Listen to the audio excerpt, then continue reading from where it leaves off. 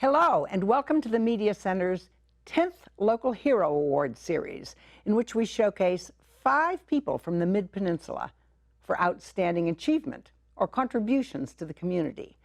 We solicited nominations and were especially looking for the unsung heroes. Each winner is an inspiration, and each has a great story to tell.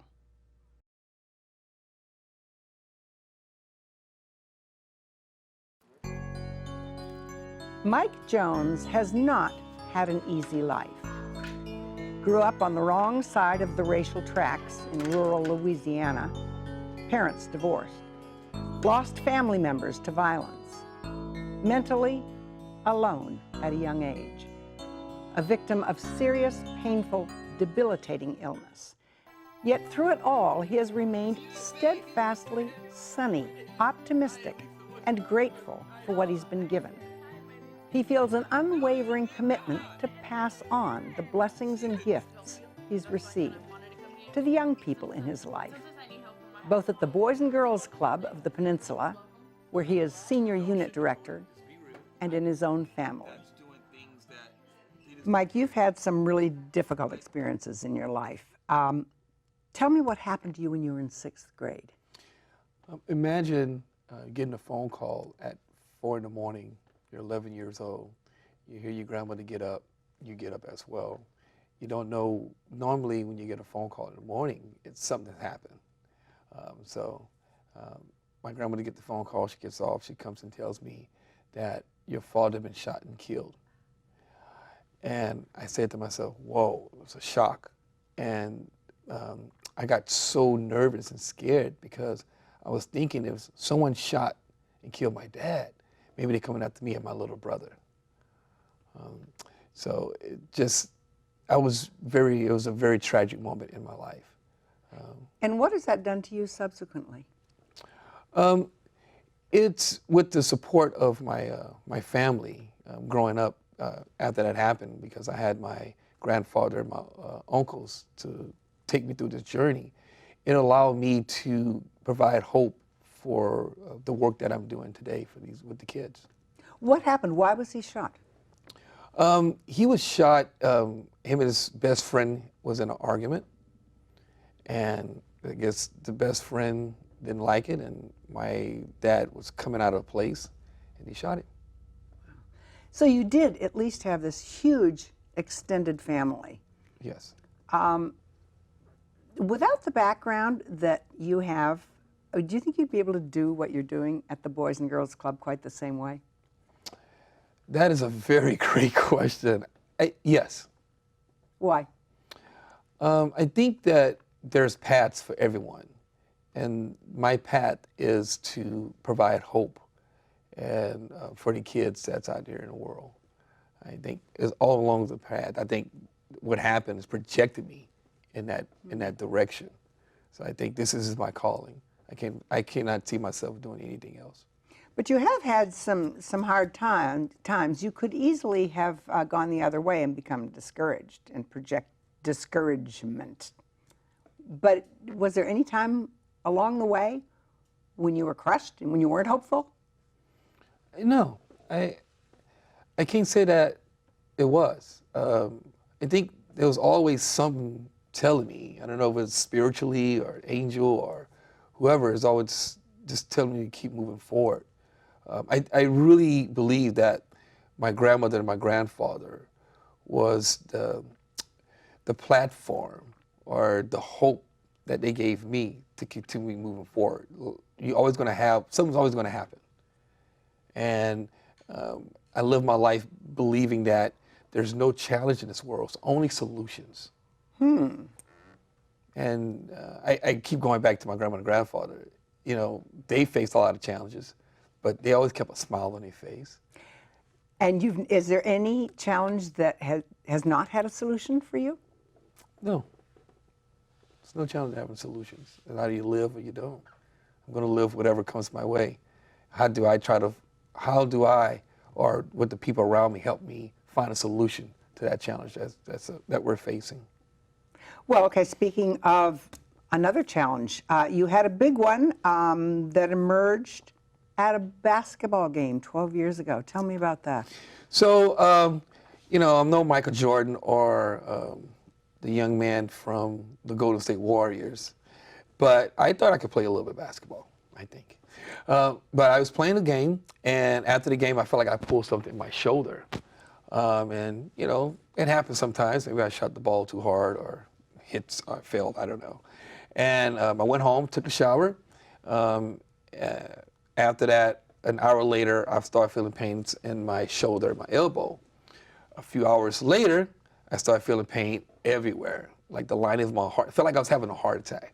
It was terrible. So at the time, my wife, she was my girlfriend, drove me to the hospital, and they couldn't figure out what's going on. I said, we don't know what's going on with you. So they took some blood samples. They gave me some pills to try to help with the pain, but I mean, that didn't help. So a couple of days later, went to see a specialist, and they found out that I had rheumatoid arthritis, which is, RA is an autoimmune disease that attacks the joints in your body. Hit me so hard that I couldn't even walk. It was so much pain. Over how much time? I think about six, the pain was immediately. Me walking, a couple of days after that, maybe 3 months. Wow. Yeah. What did that do to your day-to-day life? Well, it definitely it humbled me.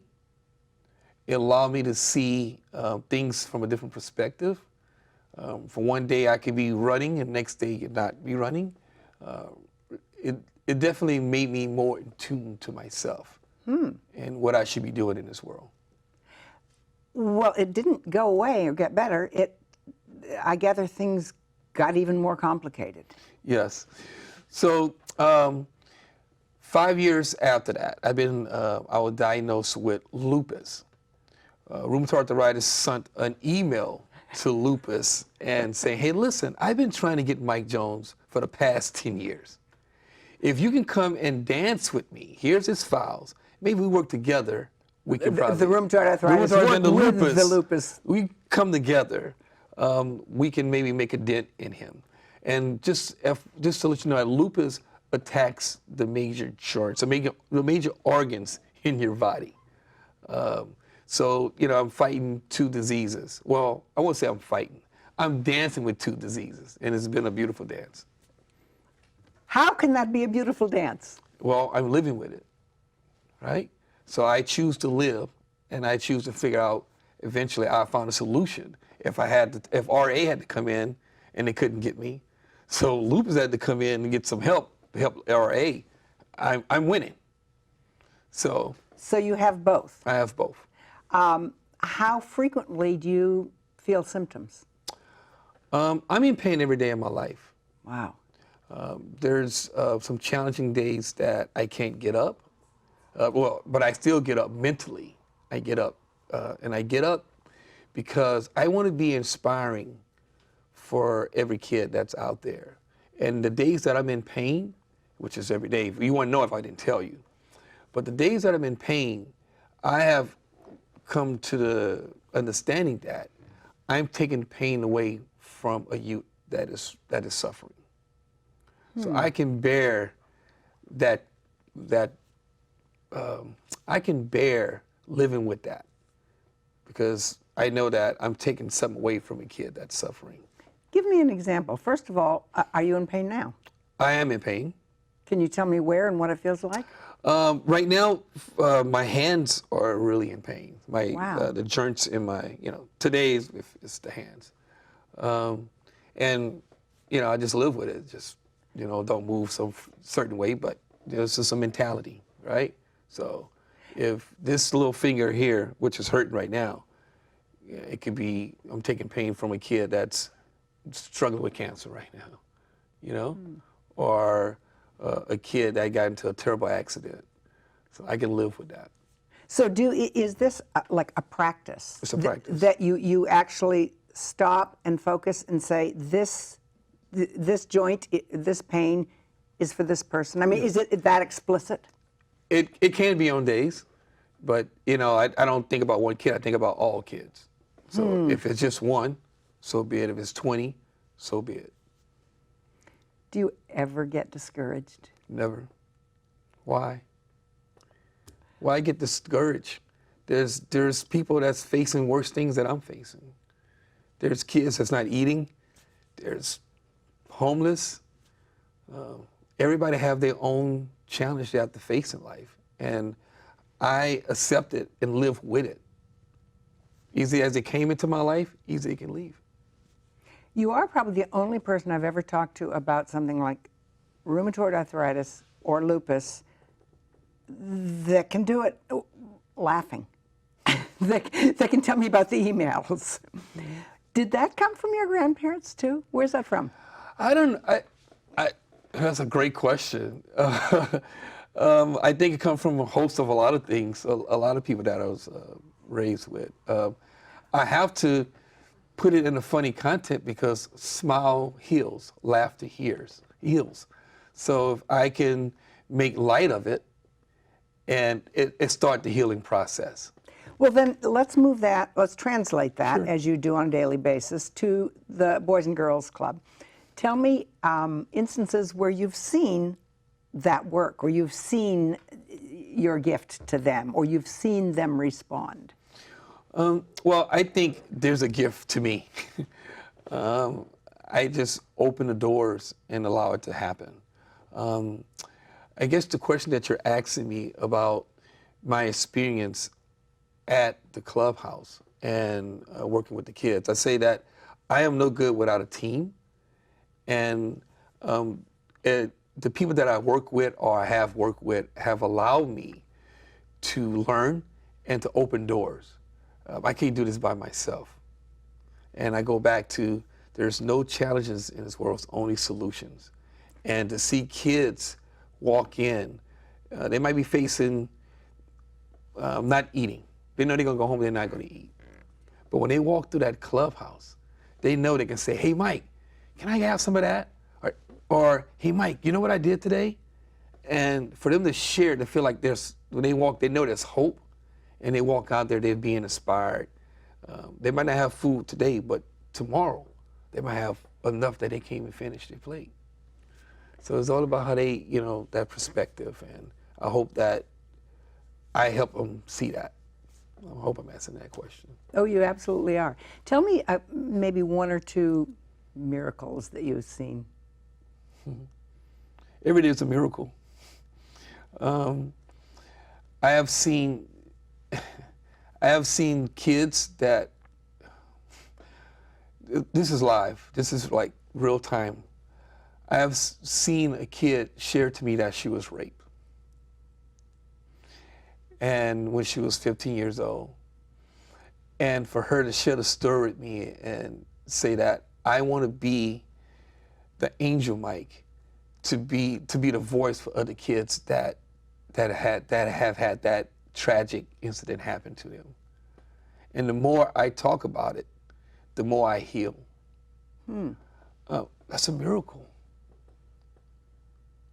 It's a blessing, actually.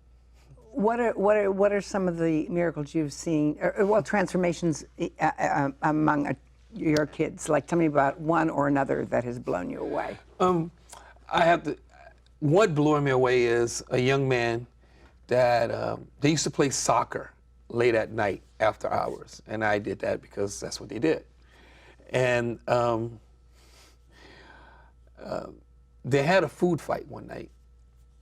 And I came in because I know that I come to work at 5:30 in the morning because that's the only time I can be by myself and get some things done.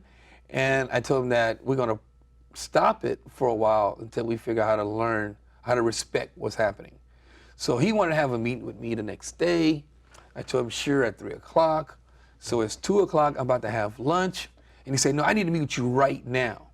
So I stopped what I'm doing, about to eat, and he tells me he wanted to know why we can't have soccer after hours. I said, well, you guys didn't respect the space.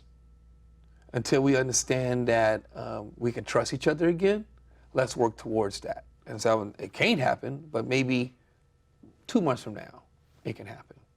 And he said, you know what? You must, when you drive home, you must be think stupid thoughts. When you go to sleep at night, you're probably having stupid dreams. He's saying this to you. He's saying this to me. The first word that come out your mouth must be something stupid. So he called me everything but stupid. Right. Now fast forward 4 years later, he sent me this email. So he was pretty rude. He was very rude. And angry. Very angry. Okay. And as far as you were concerned, that's where it ended. That's where it, well, okay. That's what it ended for him, but it never, for me, I continued to always believe in him. I was there. I was proud of him when he graduated from high school. I never gave up hope. And Okay. I always told him that I always believe in you, regardless. He might turn his lip up, or whatever the case may be. Fast forward 4 years later, he's working with young adults, and he sends me an email saying that, Mike Jones, thank you for believing in me. Thank you for allowing me to be who I am. At that time, I said some very harsh things that was immature, but you never got upset with me. You went back and you told me that one day I would help change the world, and I'm doing that. So I just wanted, it was the best email ever of all. That's one of the best emails of all times. So wow. I think that was a miracle, him turning his life around and doing, and sending that email, right? Mm-hmm. So. A whole lot better than the other email between the RA and the lupus. Definitely a different email, but I caught that email. I knew it was coming, right? Right. What's the most important thing that you want to convey or give these kids? That the possible is, nothing's impossible. I want them to have hope. And do many of them have hope? They do. I think sometimes they come in and be discouraged, but I think it's people like myself and the people that I work with, the Boys and Girls Club or whatever journey that I've been through, they show kids that there's hope, that they will become whatever they want to become. It might not be okay right now, but it will be, and they do have the solution to any challenge that they're facing. I know you mentioned when I met you before that I thought was interesting, something about the importance of human touch. Tell me about that. I think in the field that we work in, it's very important to have a touch, to communicate. And, a computer can't do that. An iPhone can't do that. A tablet can't do that. It's that human touch that's so important, that's so lasting. My grandfather and grandmother and my uncles, they gave me that human touch. Mm-hmm. They showed me how to be a young man. It's interesting. I go back to my grandfather. I remember him opening the doors for my grandmother. I remember him carrying the bags for my grandmother. I remember him teaching me how to respect people, saying yes, sir, no, sir, yes, ma'am, and no, ma'am. And today, I instill those values in my kids and the kids that I work with. Well, tell me about that. You spend a lot of hours at the Boys and Girls Club, but you have a family of your own. I do. And I was touched when you said you wanted to use this award for something nobody else has ever mentioned before. Tell me about that. This award is for my family, for my wife and for my kids. I spend countless hours with other families and other kids. And I don't spend a lot of time with my kids personally. So it's definitely a challenge, but this award is for them. I want to give an example of that. My daughter, who is now freshman year in college, I was driving her back to the airport. Her name is Alexis. And she was saying, she opened up, we were talking about all kind of crazy things. And all of a sudden she said, Dad, I appreciate you spending time with kids, going to court, going to parent-teacher conference, going to their soccer games and basketball games. I really appreciate that. The only thing that I wish that I could have from you is I could have spent more time with you. And that was like a wow moment for me. It didn't make me feel sad, but it was one, validating that I was doing great work, and two, that my daughter is maturing, and she was telling me that I would like, to me, I took the message that she wanted me to spend more time with my other two kids. But I'm